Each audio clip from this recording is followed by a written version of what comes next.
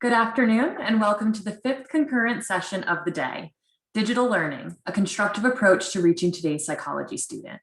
Our presenter today is Cory Eno, psychology subject matter expert with Hawks Learning. Cory joined the Hawks family in 2017 after 15 years in the classroom. As our psychology subject matter expert, Cory has worked with instructors around the country to create Hawks Learning's new course, Introduction to Psychology. Cory received a bachelor's degree in history and psychology from SUNY Fredonia and a master's degree in American history from American Public University.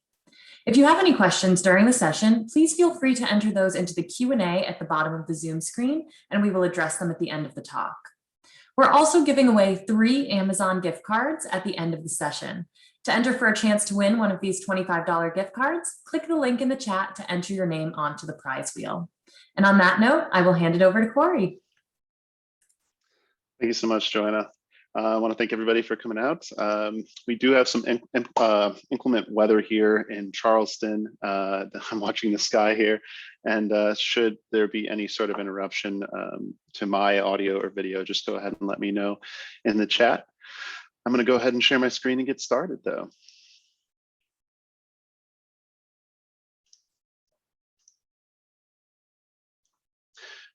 Okay, so we really wanted to talk today about digital learning, which has come very much to the forefront here in the last year.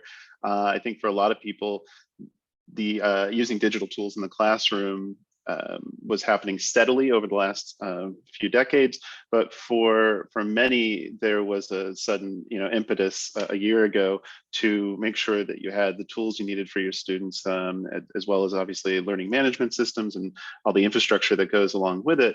I originally I've given this talk in the past, and sometimes it was aimed at the Luddites and those kind of hanging on to a not so digital past. But in many ways, there are plenty of critiques of digital learning that I think we've found a lot of them in the last year that have kind of come out of the woodwork. And we just wanted to address ways in which we can take a constructive approach to reaching students today. So in doing so, we're going to look at relevance, practicality, and engagement in particular. We'll then look at the psychology resources we have here at Hawks and have a quick Q&A period. So the first thing I ask people to do when you think about technology in the classroom is to think about technology everywhere. It wasn't so long ago that saying technology in the classroom actually gave some instructors and some students a little bit of anxiety. So I always like to talk about technology as a tool, because that's what it is. And so all the different ways that technology is a useful tool for us or benefits us can be brainstormed pretty quickly. Whether it's it's the safety of using apps and ride share services like and availability and convenience of those services like Uber and Lyft, the ability to meet up with friends or family. Back when we did that a lot more often. Obviously health benefits, our social networking, and again, I think we could have another presentation on the downsides to many of these things too, but it's kind of hard to not see where things like advanced weather technology and online bill pay haven't really moved our lives along and moved the needle for us. One doesn't have to think back very far to remember the days when you would actually be pulling a map out in the front seat and trying to move through it. And the trained historian in me certainly has an affinity for maps, but when you think about moving that from that transition from map to I'm sure many of you probably remember printing out your MapQuest directions and having them on the seat, or having someone reading them to you in the car. Moving along that arc to today, where many of us can plug our phones in and use something like CarPlay to have our GPS right there at our fingertips. It's not hard to see how technology really can be a tool. And once we really start to dig into technology as a tool, it's time to think about who our learners are. And the 21st century learner presents to us some challenges and some opportunities for sure. Students, I am sure many of you have found, are often unprepared for the demands of college. I taught high school for 15 years, and we sometimes it sometimes felt like every year you were running into students who, at each level, we felt like they were unprepared by the time they got to us. There's a rise in the number of non-traditional students in higher ed in particular. For example, those students who are kind of coming back to school after some time away. And a lot of those students missed out on the tech revolution, or definitely missed out on the tech revolution in education. Speaking earlier with a colleague, and we were talking about how there is kind of a generational a gap. Older Gen Xers and younger Gen Xers and older millennials kind of grew up with the internet, and in so doing, kind of a part of how it developed. And generations before us and generations after us, for different reasons, weren't as connected to technology in the same ways. And suddenly coming back into the classroom and it being a digital classroom, it would be like being in the workplace and changing jobs and suddenly being surrounded by technology that it can be very overwhelming for people. And some are also juggling parenting and part-time work and full-time school, and now a pandemic. And I'm sure many of you have seen students, especially early on in the pandemic, struggling with these demands. I'm sure you've had students who had babies crawling on their laps in the middle of lectures. So there are all of these challenges for many of these students, but we also have huge opportunities here. Many traditional students, they're inundated with technology, so technology has a relevance to them. There may be students who take for granted that technology, or we assign to them much better capacity or much better aptitude, for technology than they maybe would like us to. I remember that was a huge aha moment for me in the classroom 10 years ago, seeing students who I just assumed they were younger than me, so they understood this technology better than I did. So I didn't have to go into the nitty gritty and the granular details of teaching them how to use the technology. And boy, I couldn't have been more wrong. But there is something about being inundated with technology that makes it so much easier to introduce it to the bulk of students. If something's intuitive and it's engaging, then non-traditional students can work with it. It's a lot less overwhelming if it's intuitive. So that becomes really important when we talk about technology. Current academics and future work skills are going to rely very heavily. That's something that we've known for a while, and we've been trying to meet in terms of our student needs over the last few decades, trying to make sure that we're preparing students not just for future academia, but for the workplace. And it's going to rely very heavily on technology. So anything we can do to introduce digital tools in the classroom that are going to give them digital literacy outside of it, we're doing a service to those students. And I think one of the things that really becomes important here, and I've heard a lot of my colleagues talk about technology as a replacement for teachers. And we see technology replacing a lot of things in our society. It can be pretty scary. It is, you've got, again, the Luddites who want to destroy it. You've got, those of us talking about, just natural kind of creative destruction as technology, moves along. We don't have a need for an Iceman anymore. That's been replaced. But that's not really what we're talking about here in education. Technology is not really here to replace you. It's not sentient yet. Strong technology doesn't replace you. It supports you. It's a tool. It joins your teaching team. It becomes part of, and it can strengthen your teaching approach. So what does it look like when we make sure that technology ensures that the learning experience is both student forward and instructor friendly, right? So when choosing technology for your classroom, when choosing digital tools, materials, resources, I think those are two of the most important considerations. Is this something that puts students first? And is it intuitive enough? Is it Many of you have been through some horror stories. I could open up the chat right now. We could fill the rest of the time talking about ways in which technology hasn't met needs of our students and actually created more problems. And so it's got to be student forward, and it should be instructor friendly. When it's used effectively, you should have an improved classroom experience. Technology and using technology and digital tools, it doesn't have a place in everything we do in the classroom. But when we do use it in a way that's effective for ourselves, we find that it does improve the classroom experience. By doing the three things that we're really going to talk about, and that is making the learning relevant, making it practical, making it engaging. It doesn't, that last one probably makes the most sense right away. Thinking about how students tend to, and most of our students tend to engage with content nowadays. It's digital, and for many of us, that's for us too, regardless of getting a little long in the tooth. So relevance can come in for the student here in terms of academic success, in terms of updating content and keeping content relevant, and also future skills and entering the workforce. In today's student experience, everything from class registration to writing assignments, contributing to message boards, doing multimodal projects, checking their grades, everything seems to be done online. And in that sense, there's a relevance to using digital tools.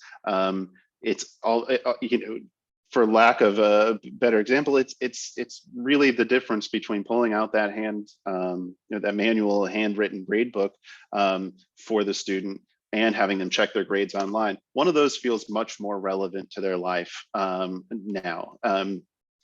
Just the same way that searching through databases online seems much more relevant than a card catalog. And so when we can provide tools that step right into this form of relevance, we're kind of meeting students where they already are. And obviously in academic success, anytime we can introduce digital resources, we're helping each other out, because students are going to be running into a lot of the skills for digital information literacy, for example, in all of their other classes, business and stats classes using Excel, econ students using real-time data from government sites and pulling that in, science and psychology labs using digital recordings and measurements, math courses and digital graphing, interactive maps.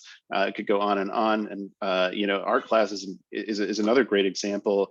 In the arts, our digital portfolios, and now non-fungible tokens. Students maybe in their art classes need to learn a little bit about that. So you can also update content a lot more easily. Keep the people and the examples that you're providing for students relevant. Keep information and things like style guides, for example, APA style guides updated. It's a lot easier now than it has been in the past. And speaking to someone who works for Hawks, it's a lot easier to create new digital content and to get that out to our students much more quickly than it would be to traditionally reprint or to traditionally wait for a second edition or a new edition. And then more than 50% of today's jobs have some degree of technology skills that are needed, but in the next decade, we're going to see that jump up to about 77%. 51% of IT jobs by 2020, just by last year, were software related, and this is going to create new businesses, and this is going to create a lot more of jobs. That's why we're going to probably see, or one reason we'll see that increase to about 77% over the next decade, is so many new businesses are going to be created in the digital realm. So we're staying relevant with students, not only in what matters in their own lives, what they're used to seeing in their own lives, but also keeping content relevant and keeping it timely. Digital resources are also practical if they are intuitive, and that's a big if. We've all had, as I mentioned, negative experiences with digital platforms in the past, and so that's why it becomes so important that intuitive and user-friendly design is at the forefront, and it is in Hawks. Accessible delivery for students, it's very time saving. We're going to move into this a little bit. We want students to, when they meet learning online, we want it to feel effortless. Again, we could fill a lot of this time with some horror stories, and also just some empathy with students who get so frustrated with online learning being an obstacle itself. It's tough to, if you're not used to it, it's tough to read online. That's why it is really important to not only make it intuitive, but also provide some scaffolding for students when they're using digital resources. So not to use them thoughtlessly or carelessly. Students can move quickly and efficiently through material. That makes a lot of sense. Being able to move through 4 or 5 different documents as opposed to traditional paper methods is amazing. Easy access to due dates and grades and a lot of that stuff that we used to update a lot more in person or get asked 1,000 times. And I know that doesn't really stop our students from asking us the same questions 1,000 times about their grades, about due dates. But being able to store that in one easy, accessible place is a godsend. And also the organization of your courses in one simple space. Many of you probably have gotten to a point where you are very organized and you love the ability to organize your courses before your semester starts and to have everything in one convenient place. Many of you, if you're like me, probably spend some semesters where you wish you'd done that, or where you had meant to, or you wish you'd gotten to it sooner, and you kind of never again. You have a little talk with yourself and hope that you're going to be more organized next time. But those tools are right there for us if we use them. So practical functionality is going to promote independence and then ownership of their academics. Students are going to learn to be responsible for their own success. And I found this a lot when I was teaching with kind of a flipped classroom type model. And by having everything in one convenient, easy, organized place for students, it really does take the syllabus, take everything and hand it to them, and allows them to take ownership of it. And you can redirect back to that a lot. It's a lot easier than really any other conversation at that point. Just point them to the link. And as if it's that easy, right? But students are busy today. And so one of the nice things here is that a lot of the content's available on multiple devices. Do we wish I think sometimes we have nostalgia for a day where we flipped that book open and opened our notebook and dug in and learned, but it's just not the way it is. People are, one of the ways that I keep up with everything going on in the world as our psychology and sociology subject matter expert at Hawks. We've been working on Intro to Sociology this year, and what a year to make a sociology course.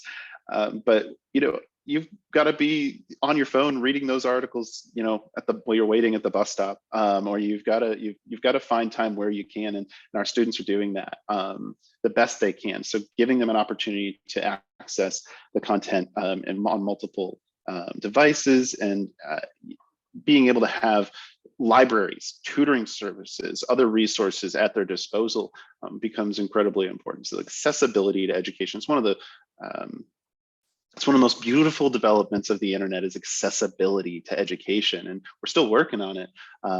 But recognizing that, and recognizing the kind of the life-changing nature of accessibility to education, it becomes inherent in providing good education. So students can use these any time of day. Any of us that have gone remote, it's a little bit different with the classroom, but I know I can speak for Hawks and for a lot of other corporate jobs that moving to a fully remote position, you can play with your day a little bit more when you've got things come up, and you can juggle things around, and you're able to. You should always maintain a good work-life balance, but that could be part of it for you. And for students who are really balancing work and life and school, making sure that programs can not only provide the flexibility for them, but the support for them. You shouldn't have to answer questions about a digital tool or about a program for your students, just questions about the lesson content. So good platforms, in my opinion, are going to offer very strong support. Students should be going to support reps who are very, very apt at and adept at answering those questions very quickly and getting them right back on track. I know when I was teaching, and for my colleagues and myself, a big pet peeve in using any sort of digital resource was, we're going to get all the troubleshooting questions. And so I think that's why that maybe is so important to us at Hawks. We have a lot of former teachers here in our ranks, and we work very closely with instructors, instructor friendly, student forward. Here again, a huge part of that is supporting you through that. How can it help an instructor? Many of you probably already know this, and that's that it saves time. And I think where we are not able to save time digitally, that's where we are putting a lot of our efforts, right? Automatic grading of multiple choice questions is something we've gotten to where we can assign these questions. Students can get specific tutoring based on even the error they make and a question they get wrong. But automatic grading of a short answer or an essay, we're not there yet. And for, I think, a lot of my colleagues, they don't want to be, right? We want to be able to comb through that stuff. There's some stuff that doesn't save us time digitally yet. We're still working on it, but there are so many ways in which we can. Differentiation, so assigning homework that's graded automatically on need or as needed basis for students, using diagnostics to view individual and class strengths and weaknesses. For psychology, we have diagnostics where we can give a whole course diagnostic to your students at the beginning of the semester, and based on how well they do in terms of mastery on that diagnostic, it would only leave them with certain lessons that they need to finish at their own pace. So if you're using a self-paced or a hybrid course, something like that, and you have a student who maybe took psychology in high school, for example, or took your course or something similar in high school, we have a diagnostic. We can find those students who need more help. We can also share resources, not just with your students, but with your colleagues. New instructors, adjuncts, many of you may teach at institutions where you've got people coming in and it's all hands on deck and trying to meet demand for a large course like an intro to psych or intro to sociology. And here you go, here's the syllabus, good luck, right? And with digital resources, we can often curate those courses and make sure that every one of those new instructors or those adjuncts that's jumping in can have access to same resources and same scheduling and everything that comes along with it. Reporting and analytics is a really big one for instructors. Information you maybe can't access on your own, don't have time to call through that data on your own, track performance and run reports. Individual students can be their analytics can be utilized during like one-on-one discussions. When I was using an LMS teaching high school, it was very, very helpful. We can do this, I know, with our Hawks courseware as well, and our LMS. Students struggling with the concept, well, how much time did you spend in that lesson, or how much, what have you done? You go and you look at it, and they were in the lesson for 2 minutes versus a student who's maybe been in it for 40 minutes, still struggling.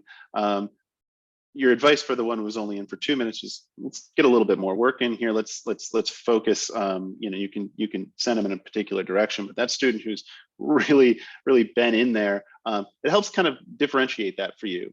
And I think it also puts the ownership back on the student. And so having those analytics can not only be helpful in framing your conversations with your students, but also seeing where they need the most help and where your class maybe aggregates, looking at aggregates where your class needs the most help, and what content to look at.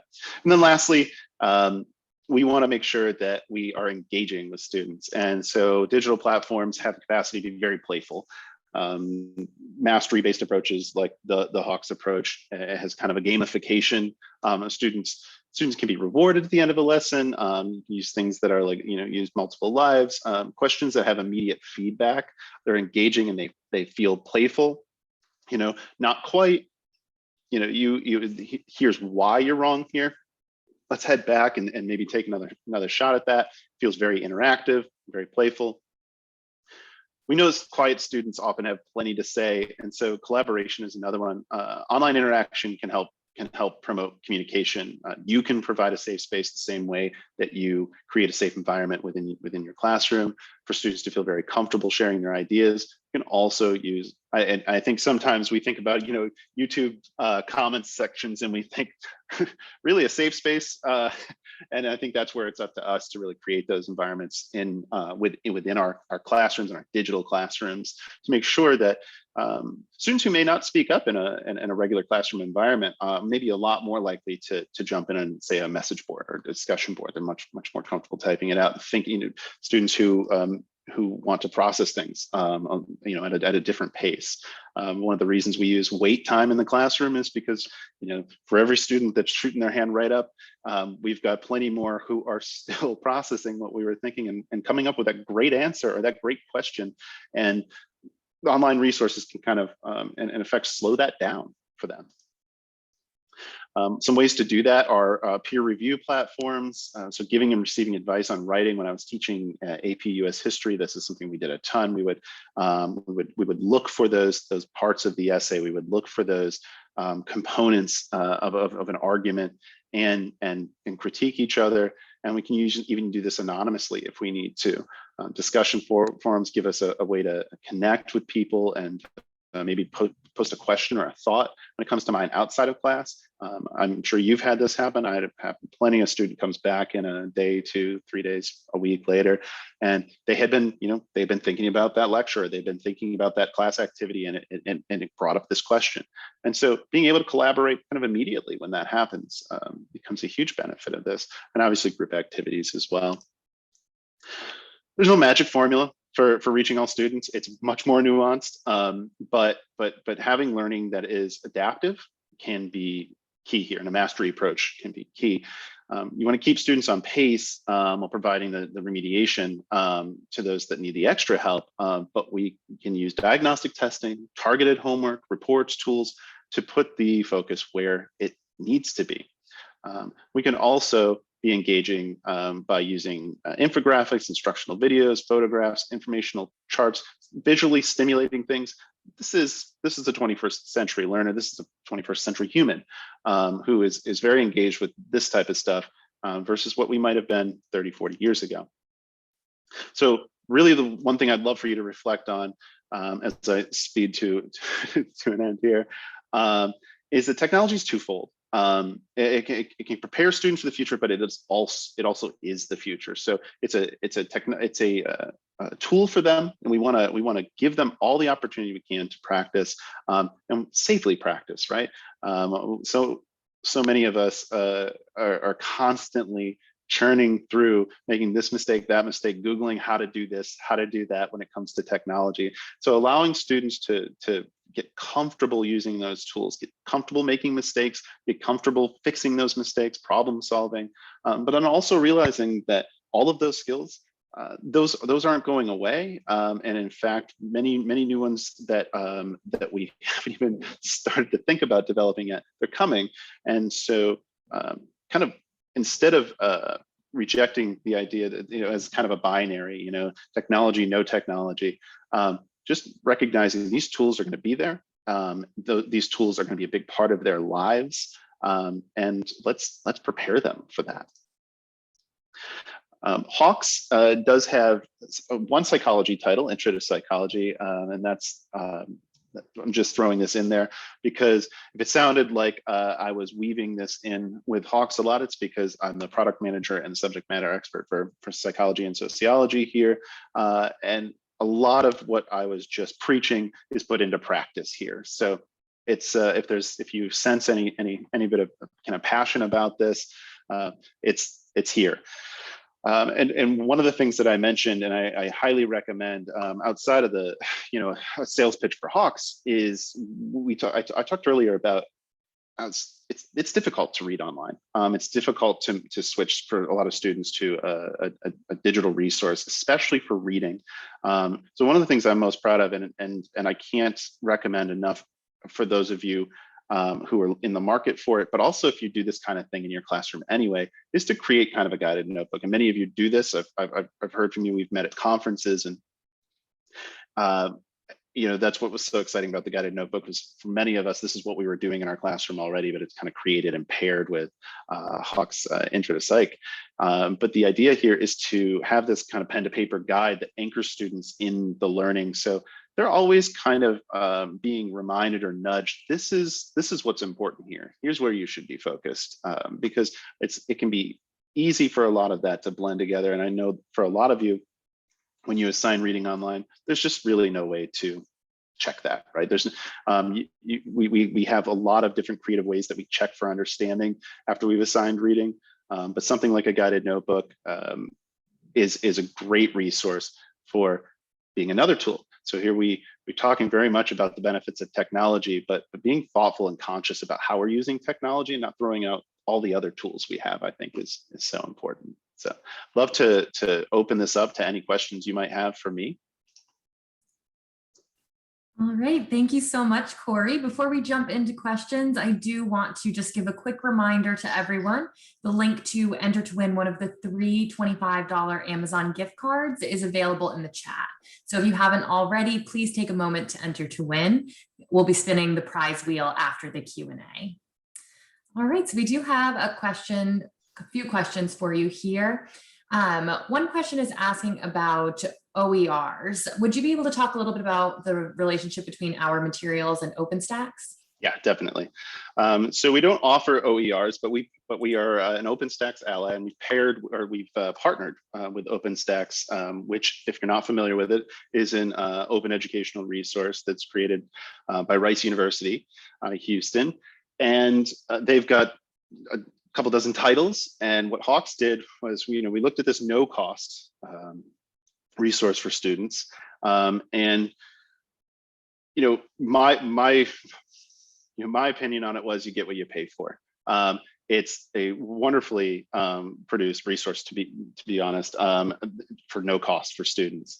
But there are a lot of what you might call bells and whistles, but also things I think are more important, that the engaging stuff, the interactive stuff, that what we did was we took that open educational resource, we partnered with OpenStax, and we've enhanced and revised their content. So Intro to Psych is the brainchild of dozens of contributors from all over the country, instructors like yourself who worked with me to revise and enhance that OpenStax content. And then we were able to then offer not a no cost, but a low cost solution. So for example, our courseware comes in under $50 for lifetime access for students, versus some of the higher cost textbook materials.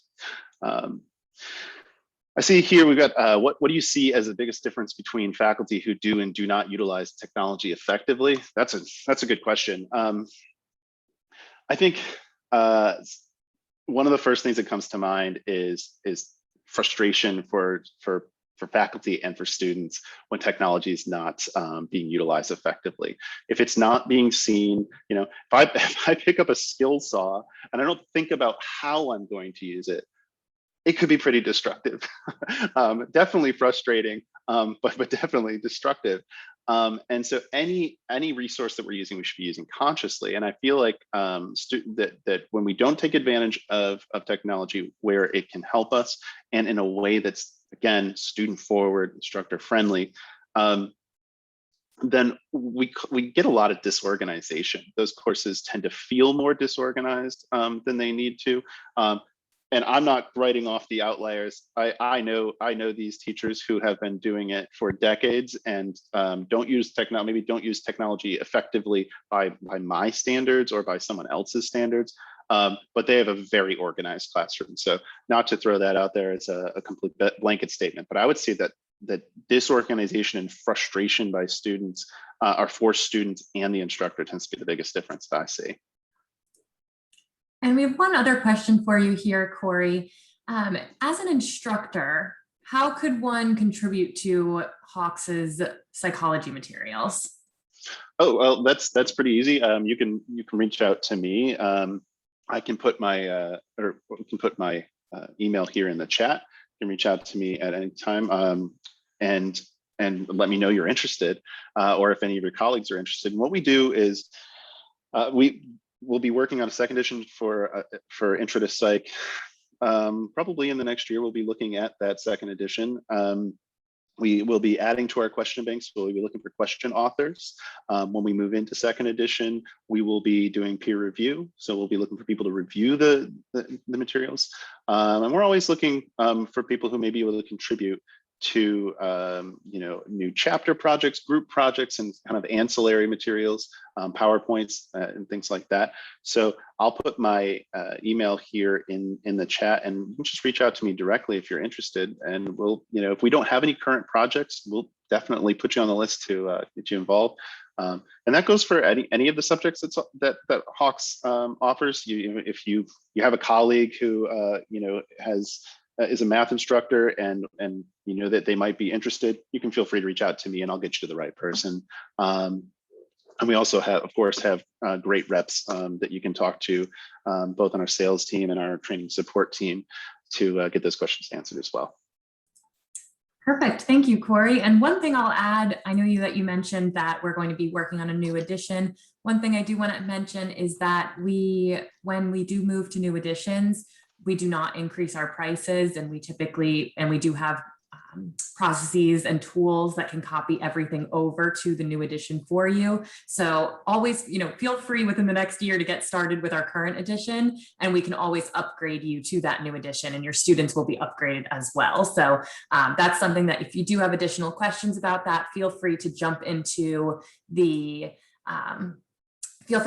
our virtual booth, and our reps would be happy to talk to you more about that process there. So we are out of time for questions now. So thank you again, Cory, for everything that you shared with us today. That was a lot of valuable information, and I know relatable for a lot of instructors.